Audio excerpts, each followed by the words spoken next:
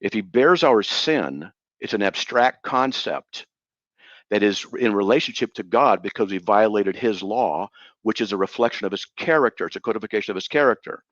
Therefore, it's a legal debt, which I showed you out of Romans 4:4, showing you how it's accrediting, which deals with legality.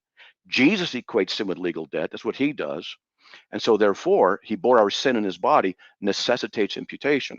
And when you say that to bear our sins in his body is to take the penalty, you are ignoring, missing, whatever the right word is, this issue of the ontos related to the abstract concepts of what it is. The reason I'm talking this level is you brought this stuff up, and I'm just going with it.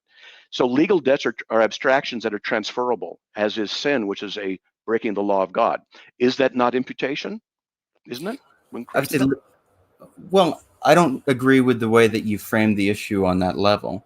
When I say ontological, and of course, words don't have an intrinsic meaning, their meanings change through time. So when I say ontological, I'm fundamentally referring to what might be more traditionally referred to as an infused quality. So an equality which God creates inside of us. But if you look at the context of when Peter says he bore our sins in his body on the tree, it says he himself bore our sins in his body on the tree, that we might die to sin and live to righteousness. By his wounds you have been healed.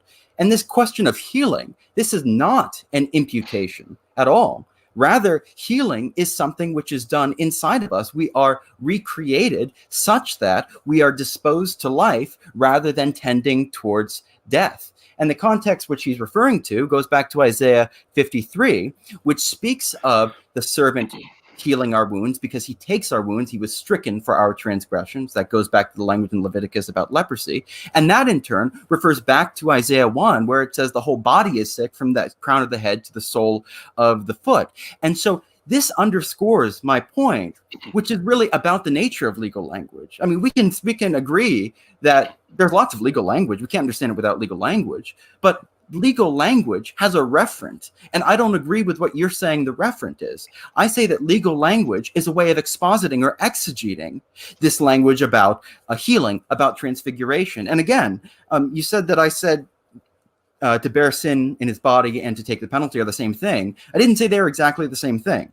I said that they are coextensive with one another, such that sin will always produce death because of what both of these things are. And if you just look at Romans 1-8, and elsewhere in the New Testament, the way in which we are justified, and I think this is really at the heart of our debate, the way in which we are justified has to be understood according to the pattern of Christ's justification. And Christ was justified, he was declared to be righteous by the Spirit in the resurrection of his body. And so our justification is forensic. But it's a forensic justification which is recreated and remapped around the way in which Christ was forensically justified. That is, it's an internal transformation. It is a participation in the glory of God. So that which you, I think, would say is sanctification, not justification, I would say is also elucidated by the language of justification.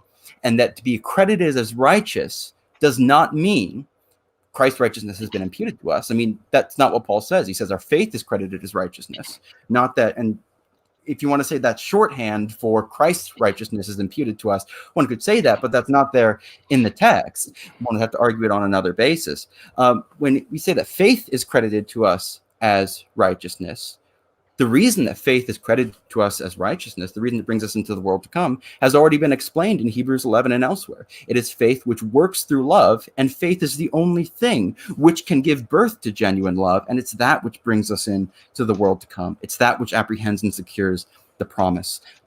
And if Christ is justified by the Spirit, not according to the flesh, we're justified by union with Christ, then the one has to apply to the other.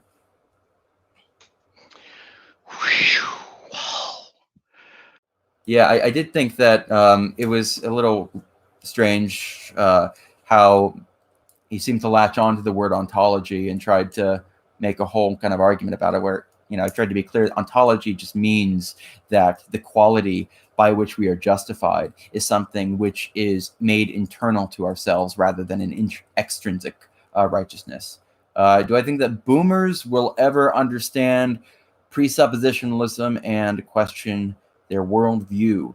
That is an interesting way of framing it. I think Greg Bahnsen himself was a boomer, wasn't he? Wasn't Bahnsen a boomer? So subscribe to Seraphim Hamilton.